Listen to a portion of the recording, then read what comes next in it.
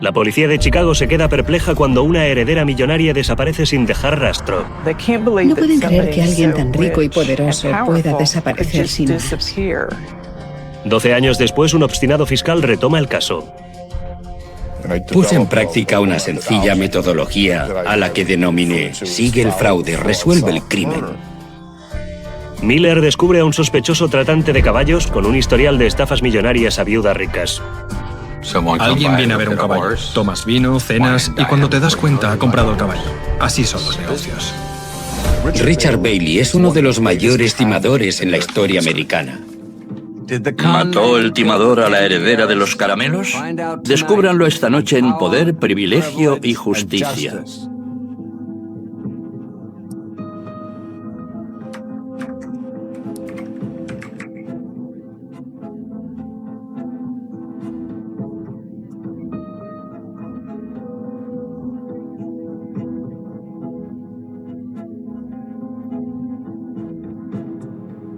Crímenes imperfectos, ricos y famosos. Dulce seducción.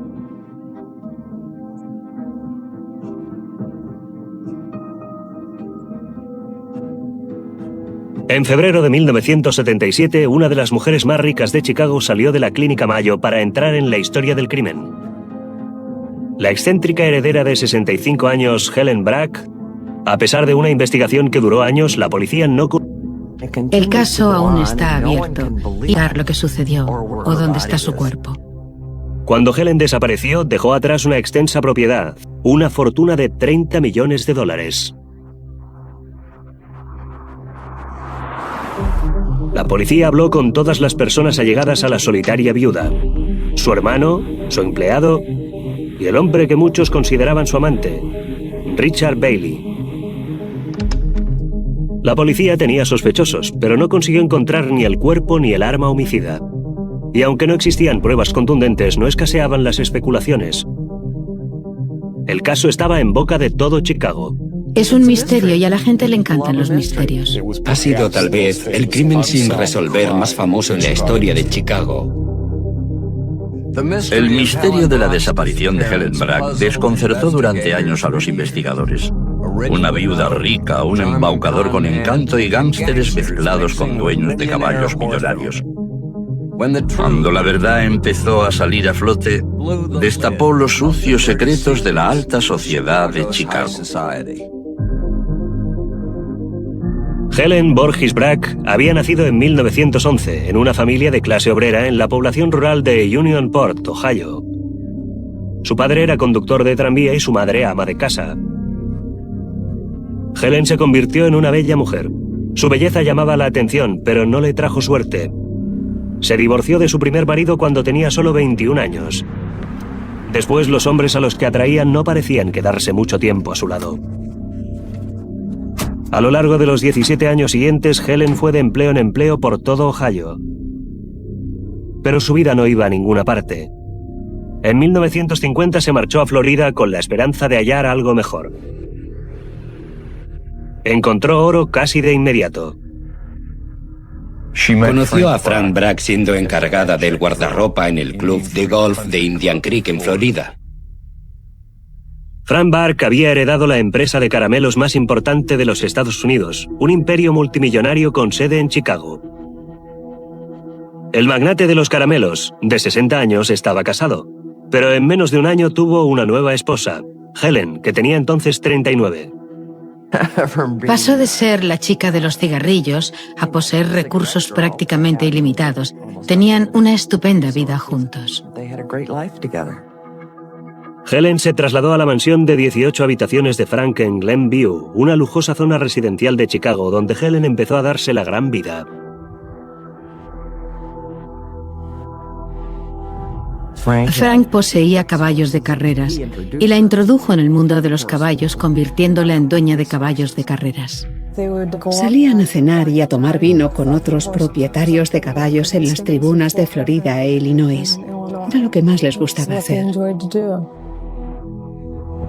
Helen y Frank viajaban con frecuencia de su gran propiedad de Chicago a un ático que poseían en Florida. Frank no escatimaba en las cosas predilectas de Helen, antigüedades, joyas y coches de lujo. A Helen le gustaban sus coches de color rosa y blanco, como los caramelos de Bragg.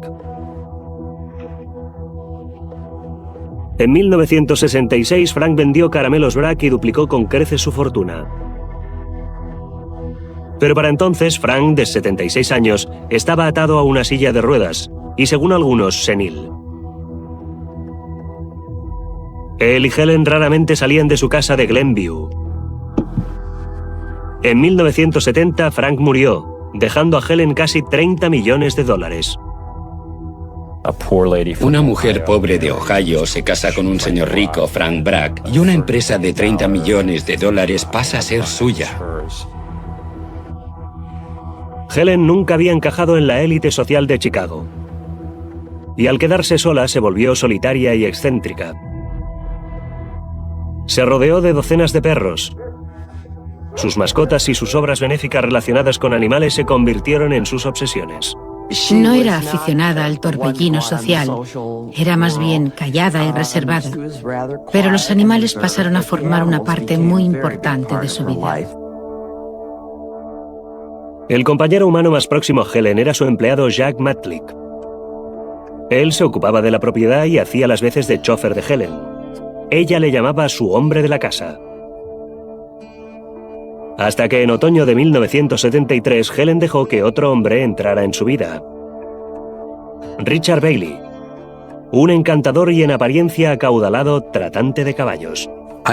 Conocí a Helen Bragg a través de una señora en un lavado de coches. Me iban a lavar el coche y delante de mí había una señora con un precioso Cadillac nuevo. Y empecé a hablar con ella. Me dijo, conozco una señora muy agradable a la que seguramente le gustará conocer. La amiga de la señora era Helen Bragg. Naturalmente aguzó el oído cuando le dijeron que se trataba de Helen Bragg, la tercera de los caramelos Bragg. Richard era un enamorado de la buena vida y ella representaba un papel de fantasía para él. La pareja se conoció en un restaurante. Bailey era 20 años más joven que Helen, pero ella se sentía a gusto a su lado. Ella procedía de un entorno igual al mío, de una familia muy pobre. Por lo tanto, Helen Bragg y yo éramos como dos almas gemelas. Muchas mujeres encontraban a Richard Bailey atractivo. Nacido y criado en una granja pobre de Illinois, Bailey no había ido más allá del 9º curso.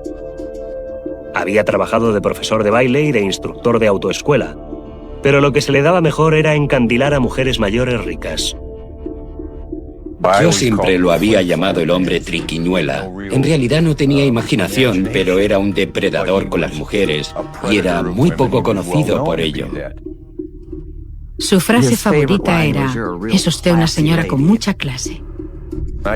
Una vez le pregunté a Richard, ¿cómo puedes cortejar a esas mujeres mayores?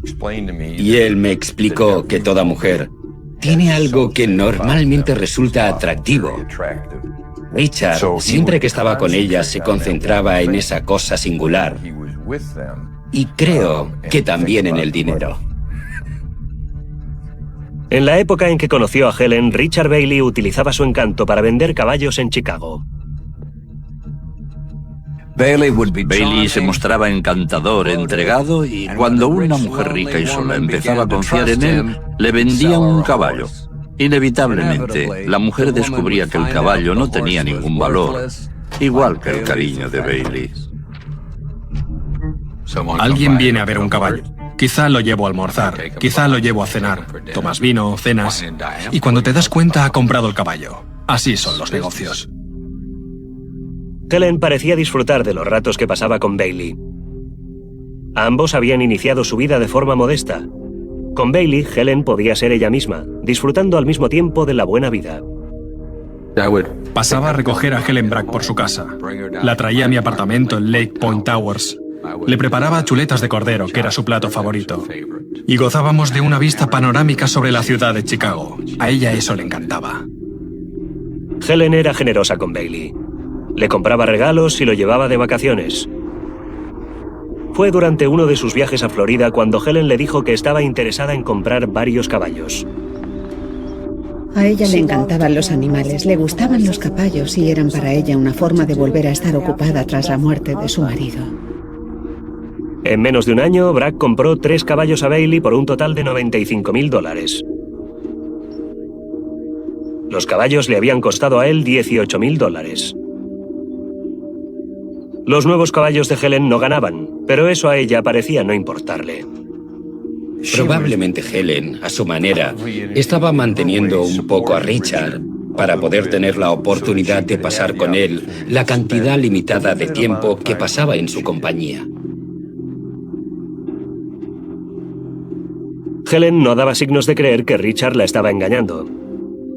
En 1976 se encontraba en Nueva York para recibir el nuevo año y no quería hacerlo sin Richard Bailey. Me dijo, Richard, por favor, ven, te echo de menos. Deseo estar contigo más que con cualquier otra persona en el mundo entero. Pensaba pagarlo todo, y eso fue lo que hizo.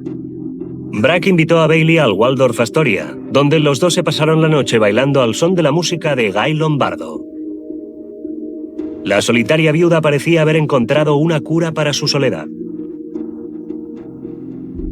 Helen pensaba pasar el invierno de 1977 en su hogar de Florida, pero primero ingresó en la Clínica Mayo para un reconocimiento de rutina. Tras una estancia de 5 días recibió el alta sin novedad.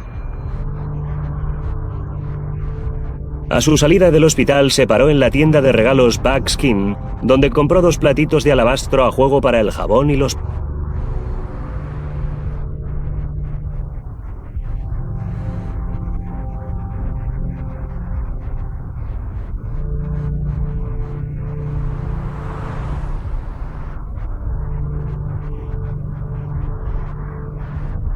donde compró 2 platitos de alabastro a juego para el jabón y los polvos.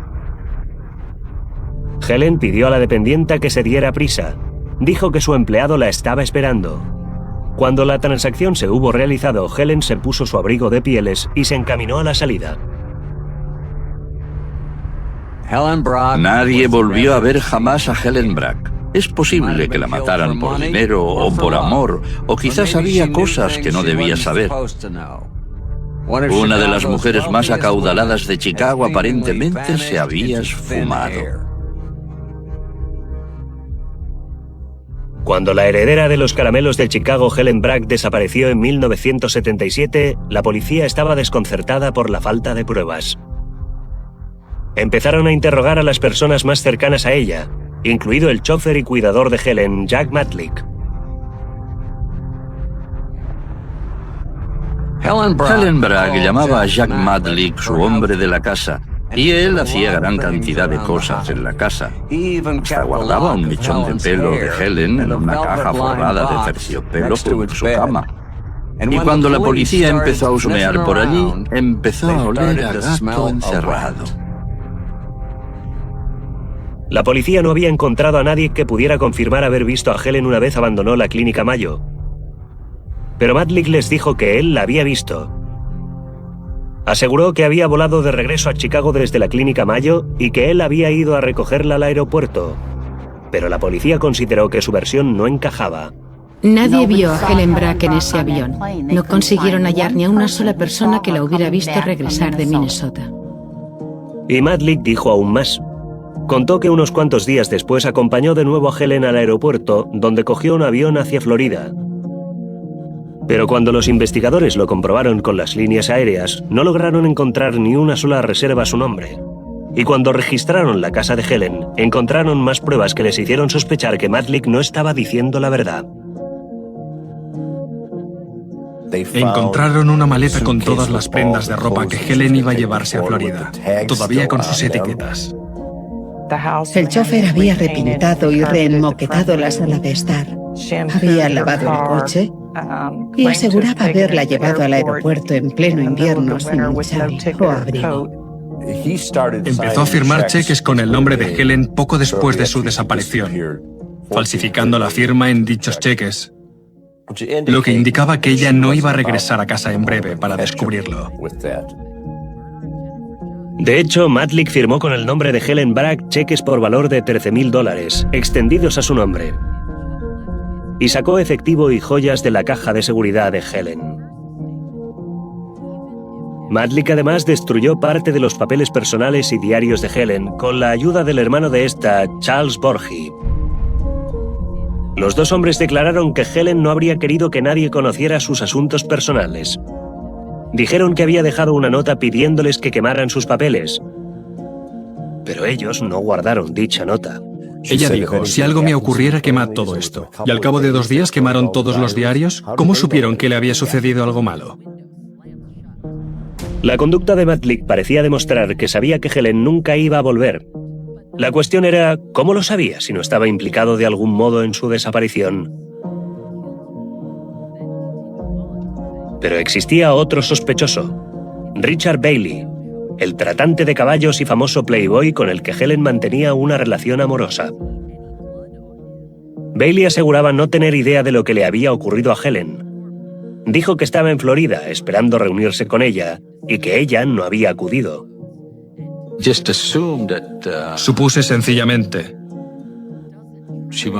que debía haberse ido con otro hombre, porque no paré de llamarla y llamarla desde Florida, aunque no podía creer que me hubiera dejado sin más tan de repente. Cuando la policía comprobó su versión, parecía que al menos parte de ella era cierta. Los registros telefónicos mostraban una llamada de Bailey desde Florida a Helen en la Clínica Mayo. Bailey parecía tener una coartada poco sólida y Matlick se había conducido de forma extraña, pero la investigación no fue más allá. Los dos hombres en la vida de Helen Bragg, Richard Bailey y Jack Matlick, dependían de ella por su dinero. Y parecía que uno de ellos podía haberla matado. Pero sin un cuerpo o un arma homicida, la policía no podía echar el guante a ninguno de los dos. Si no tienes un cuerpo, tienes un problema. No sabes si fue golpeada en la cabeza con un objeto contundente, lo que indicaría una lucha repentina. No sabes si fue algo premeditado. ¿Alguien la cortó en pedacitos? ¿Dónde está enterrada? ¿Está enterrada? Parecía que Helen Bragg, una de las mujeres más ricas de Chicago, se había esfumado. Durante 2 años no hubo movimiento en el caso, hasta que sobre el asfalto de una carretera cercana a la propiedad de Helen apareció un mensaje escrito con un aerosol de pintura roja. Decía, Richard Bailey sabe dónde está el cuerpo de la señora Bragg. Deténganle, por favor. Se especuló mucho con que habían sido personas relacionadas con el mundo de los caballos, que tenían celos de los negocios de Richard y de su posición, y estaban resentidas contra él. Una de las personas relacionadas con los caballos hizo esa pintada con aerosol. Toda la gente de los caballos me odiaba, porque yo era independiente. 2 años después de la desaparición de Helen Bragg, la policía quiso hablar con Richard Bailey de nuevo. Vinieron inspectores de Glenview a interrogarme sobre varias cosas, pero mi abogada me dijo, deshazte de esa gente, no hables siquiera con ellos. El caso estaba en un punto muerto. Sin un cuerpo, un móvil o un arma, la policía no podía imputar nada a Bailey. En febrero de 1984, 7 años después de su desaparición, el estado de Illinois declaró a Helen Bragg oficialmente muerta. Cuando su testamento, el caso languideció, y la leyenda de la heredera desaparecida creció. Pasó a ser mucho más interesante muerta de lo que había sido viva.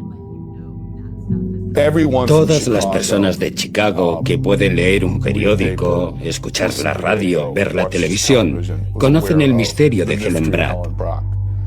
Ha sido probablemente el crimen sin resolver más famoso en la historia de Chicago. Pero en diciembre de 1989, el caso de Helen Bragg estaba a punto de salir de la historia y volver a los titulares.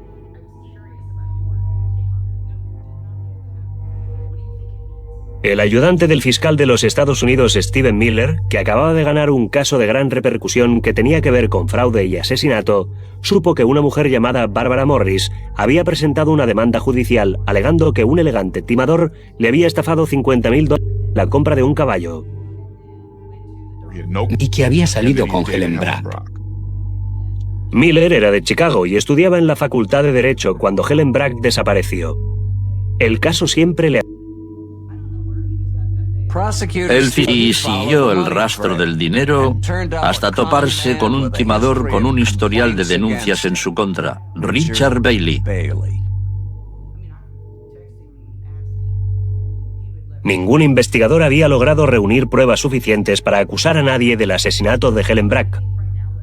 Miller esperaba cambiar eso.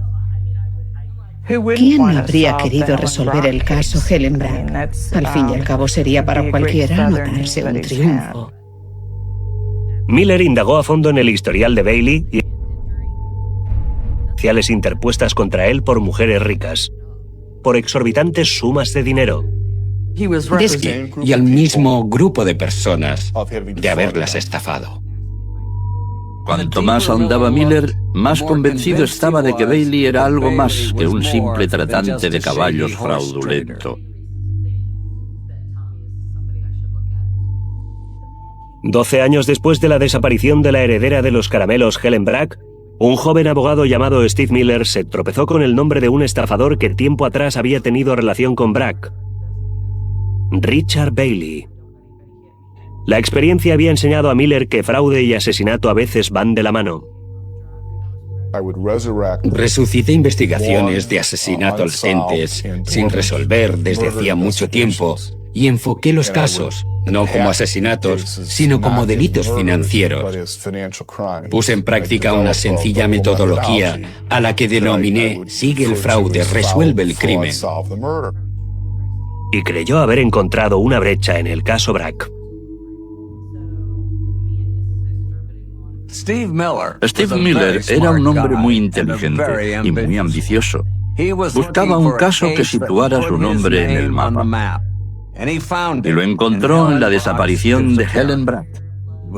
Era una historia escabrosa, nombres destacados, criminales de baja estofa, dinero y asesinato.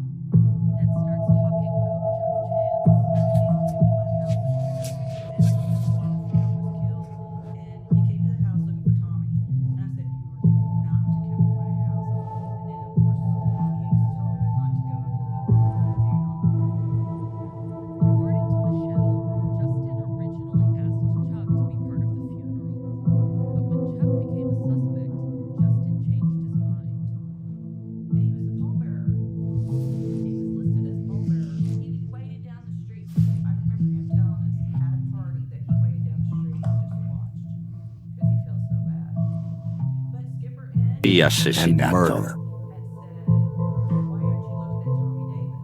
Miller exploró en el pasado de Bailey.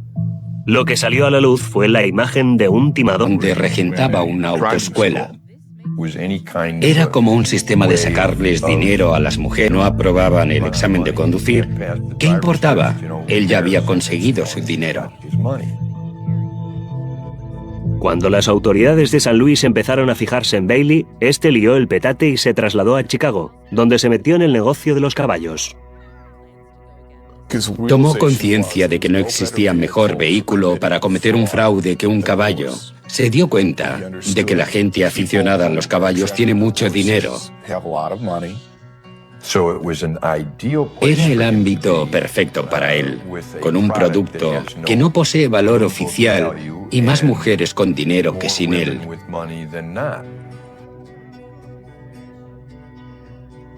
Y allí fue donde conoció a la familia Jane. El negocio de los caballos atrae a mucha gente con mucho dinero. Y los Jane prácticamente controlaban siempre los acontecimientos hípicos, porque la mayoría de la gente les tenía miedo. Ellos le timaron a él y les compró un caballo. Así fue como Bailey decidió que debía entrar en ese chanchullo. Los Jane eran notorios y despiadados gánsteres, cuyas operaciones se centraban en la venta y exhibición de caballos. La policía de Chicago los llamaba la mafia del caballo. No eran solo estafadores, eran personas muy perversas que se aprovechaban de las mujeres hasta el punto de cometer asesinatos. Él era el intermediario, el timador que traía a los clientes, y los otros dos hombres eran los que realizaban la venta.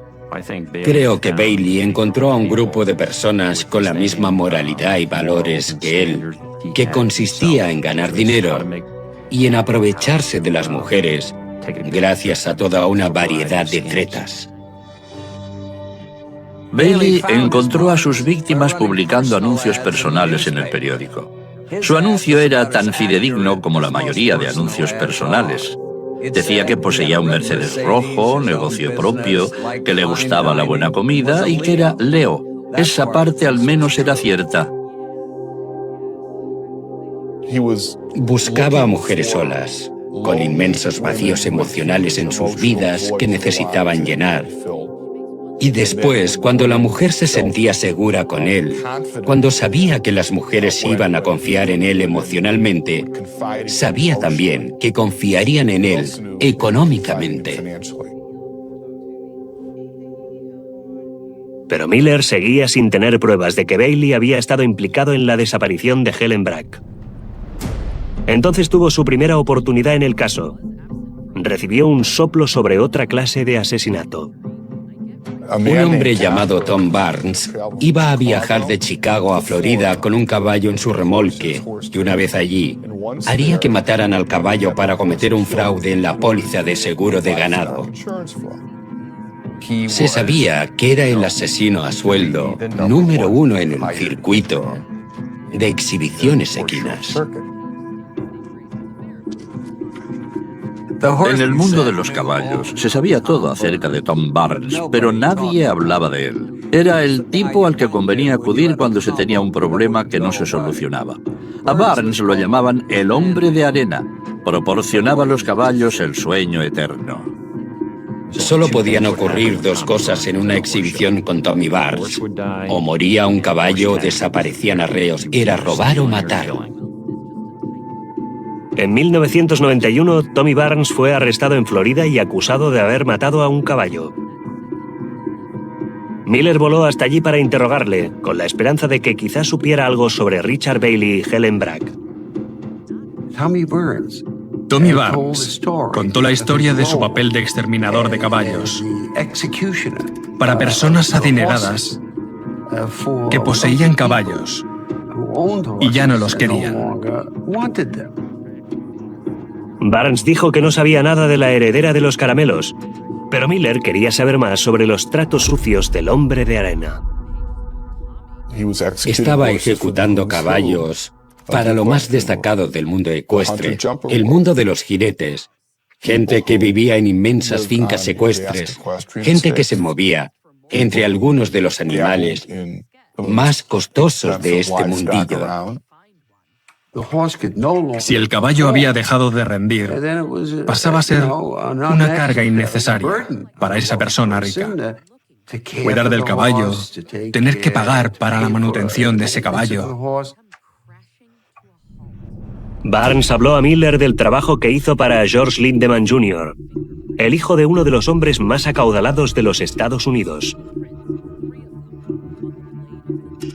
Lindemann era una esperanza olímpica que montaba un caballo de $250,000 llamado Carisma. Pero tenía dificultades con su caballo. No lograba entrenar a Carisma para que fuera un ganador. Le frustraba, le avergonzaba. Estaba siendo superado por otros caballos que valían el 10% de su precio de compra. Si el caballo empezaba a mostrar sus capacidades con otro jinete, la falta de talento de George Lindemann quedaría patente. Y en lugar de limitarse a regalar el caballo o a comprarse otro, contrató a Tommy Barnes para que lo electrocutara y así cobrar el dinero de la póliza. El joven millonario cobró $250,000 de la compañía aseguradora.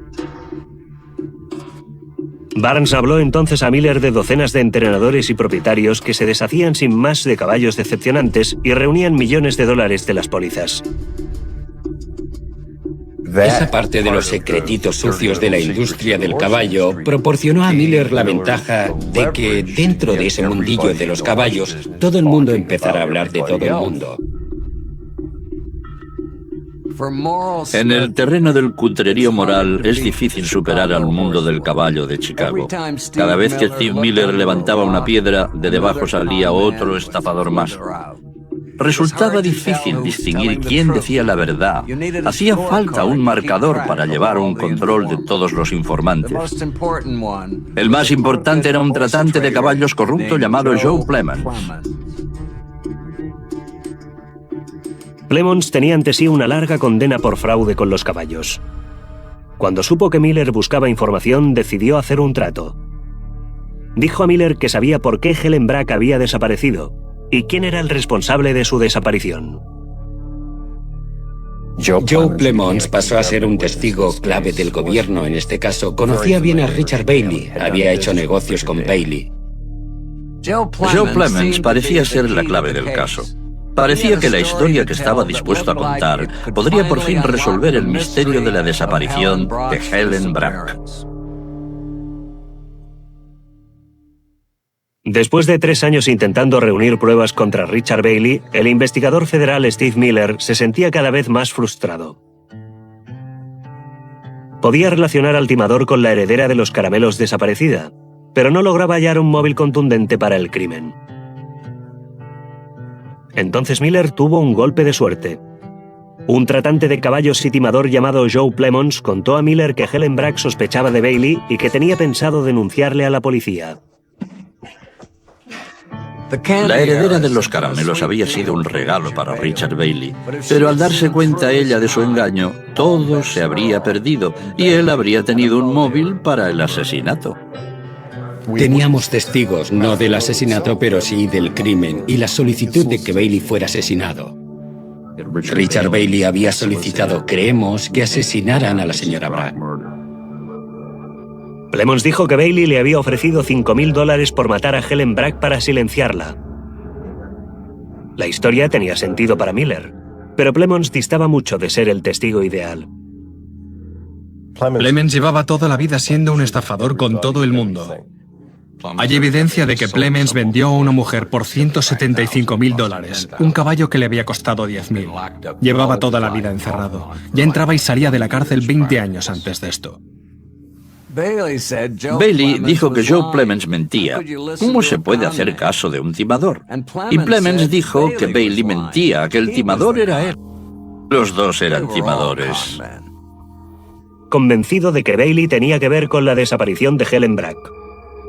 Bailey no era solo un embaucador. Miller tenía pruebas de que podía ser despiadado. Cae en grado extremo. No tenía amigos. Y Bailey, como él las llamaba, particularmente fácil, porque le quedaban muy pocos recursos emocionales e intelectuales. Y de repente, la pobre mujer tiene un caballero andante y cree que su vida entera ha dado un vuelco. Pero lo único que hizo Bailey por Linda Holmwood, según Miller, fue servirle champaña y venderle varios caballos sin valor. Cuando hubo acabado con ella, estaba sin un céntimo y sola. La naturaleza de los delitos de Bailey contra las mujeres eran de naturaleza tan despiadada que estaba convencido de que era capaz de jugar un papel en un asesinato. Tras casi 5 años de investigaciones, Miller por fin reunió pruebas suficientes para presentarlas ante un gran jurado. Vas uniendo las piezas, y Bailey es un timador en serie. Está con el agua al cuello porque ha humillado a una figura muy prominente y poderosa.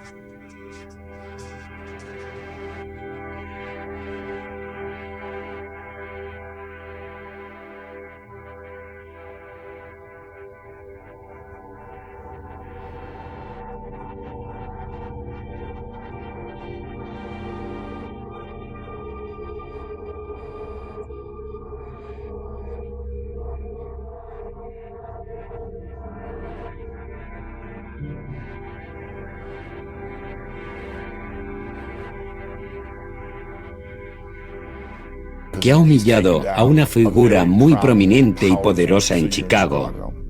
esa persona amenaza con acudir de forma inminente a las autoridades y hacer que le procesen hasta que Puff de repente desaparece.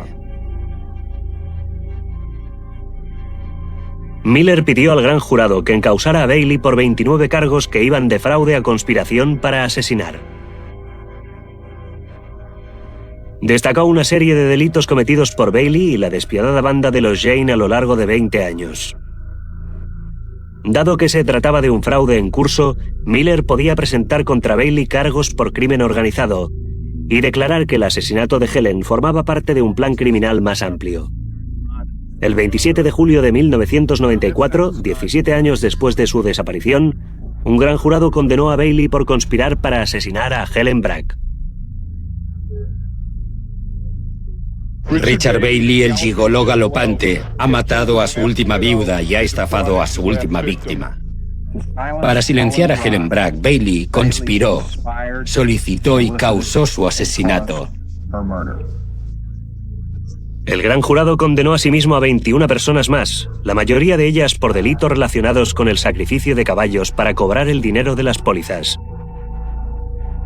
Richard Bailey admitió haber estafado a mujeres, pero aseguró que jamás había engañado a Helen y dijo que no había tenido nada que ver con su desaparición. Bailey tenía que tomar una decisión.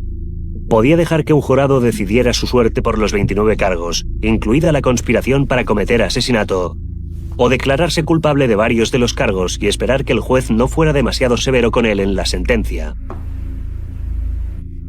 El jurado podía declararle culpable porque llevaba un bagaje demasiado importante, con todas aquellas mujeres hablando de fraudes. Bailey decidió no enfrentarse a un jurado. Hizo un trato. Se declaró culpable de 16 de los cargos de la acusación, cargos que no incluían el asesinato de Helen Bragg. La estrategia legal era que alejaría el caso del jurado, que podía enfocar las cosas de un modo más emocional, y lo situaría frente a un juez. Pero si el juez Milton Shadur, al sentenciar, consideraba que las pruebas señalaban hacia la culpabilidad de Bailey en la desaparición de Helen Bragg, Bailey, de 65 años, podía pasar el resto de su vida en la cárcel. Era una jugada arriesgada, pero Bailey era un hombre acostumbrado a correr riesgos. La vista comenzó el 22 de mayo de 1995. Era la historia criminal más importante en la ciudad. ¿Era Richard Bailey solo un sórdido estafador? ¿O era un asesino? Después de 17 años parecía que el público iba a descubrir qué le había ocurrido en realidad a Helen Bragg. En 1995, 18 años después de la desaparición de Helen, el fiscal de los Estados Unidos, Steve Miller, encausó a Richard Bailey por cargos de estafa y conspiración para matar a la heredera millonaria de los caramelos, Helen Bragg. Bailey renunció a su derecho de ser juzgado por un jurado y accedió a permitir que un juez decidiera su suerte en una vista para sentencia. Timador consumado, entró en la sala del tribunal convencido de que superaría el cargo de conspiración para asesinar. Bailey era un hombre carismático. Con eso había contado durante toda su vida. De hecho, personas presentes en el juicio bromearon diciendo que si no hubieran sacado a las empleadas judiciales de la sala, Bailey las habría camelado para que le dejaran salir. Ante el juez, Miller explicó cómo actuaba Bailey. Ofrecía a sus solitarias víctimas compañía, a veces hasta les prometía matrimonio. Después les vendía caballos sin valor, creando falsas sociedades y cobrando falsos gastos de establos. Con demasiada frecuencia, las mujeres se quedaban humilladas y en la ruina. Así que cuando alguien está dispuesto a degradar a otro ser humano hasta ese nivel, de ahí al asesinato, el salto no es muy grande. Miller dijo que Bailey se había aprovechado de Helen Bragg de la misma manera. Y cuando Helen se dio cuenta y amenazó con acudir a la policía, Bailey la hizo matar. Pero la abogada de Bailey dijo que el caso de Miller era meramente circunstancial.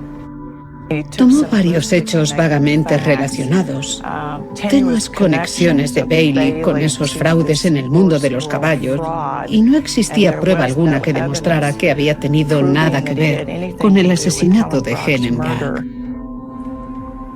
De hecho, la defensa dijo que Helen había ganado dinero con los caballos que Bailey le había vendido. Varios de ellos habían ganado carreras, no eran rocines. Yo creo que toda esa parte del caso presentado por el gobierno tiene muchos defectos. Además, argumentó su abogada, el asesinato no encajaba en la personalidad del timador. Si estaba en dificultades, solo tenía que recurrir a su encanto. No le daba miedo ser procesado. Richard siempre había creído que su labia podía sacarle de cualquier apuro. Pero la acusación contraatacó. Esta vez Bailey estaba con el agua al cuello. Helen Brack era la mujer más rica a la que Bailey había timado, y eso marcaba la diferencia. La señora Brack era una de las mujeres más acaudaladas de Chicago y podía lograr que las fuerzas defensoras de la ley hicieran notar su peso. Pensaba acudir a la oficina del fiscal del estado, usar su riqueza e influencias para castigar a Richard Bailey y sus cómplices. Joe Plemons testificó que Bailey le contó que Helen había descubierto su estafa y que le ofreció $5,000 para que la matara. Pero Plemons era también un estafador convicto que iba a obtener una reducción de condena a cambio de su testimonio. Esos son los testigos menos fiables. No interesa depender de testigos de esa clase. Al final, la defensa llamó la atención sobre la sospechosa conducta del empleado de Helen, Jack Matlick. Matlick era el que se ocupaba de todo. Creo que es a él a quien se debería señalar con el dedo.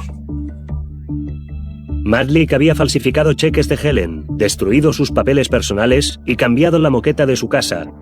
Y todo ello a las pocas semanas de su desaparición. Se produjeron cosas extrañas con Jack Matlick. ¿Tuvo algo que ver con el asesinato? La respuesta es no lo sé con certeza. Esa es una parte de la investigación que continúa aún empañada. Matlick había contado a la policía que llevó a Helen al aeropuerto a coger un avión con destino Florida a los pocos días de su regreso de la Clínica Mayo. En cuanto regresara de la Clínica Mayo, iba a acudir a las autoridades. Lo tenía esencialmente en su agenda, poner a Richard Bailey entre rejas.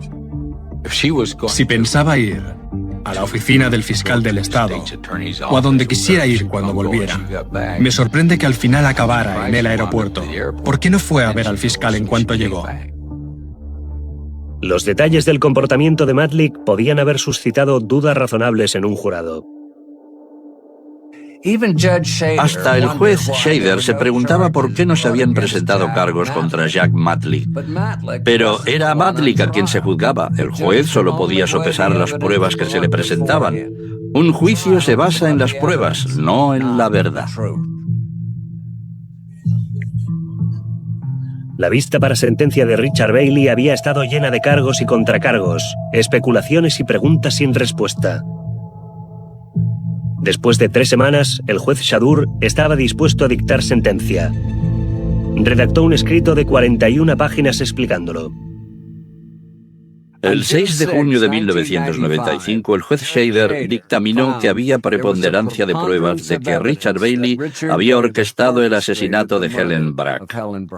Bailey se había pasado la vida aventurándose con las mujeres y la ley, y esta vez había perdido. Richard Bailey fue sentenciado a 30 años en una prisión federal de seguridad media. Desde la cárcel, Bailey sigue manteniendo que no tuvo nada que ver con la desaparición de Helen Brack. Es imposible. No hay forma alguna de que yo pueda saber lo que le sucedió a Helen Brack. Si ella pudiera salir de su tumba o de donde quiera que esté, le garantizo que ahora mismo recusaría a Steve Miller. Sin duda alguna.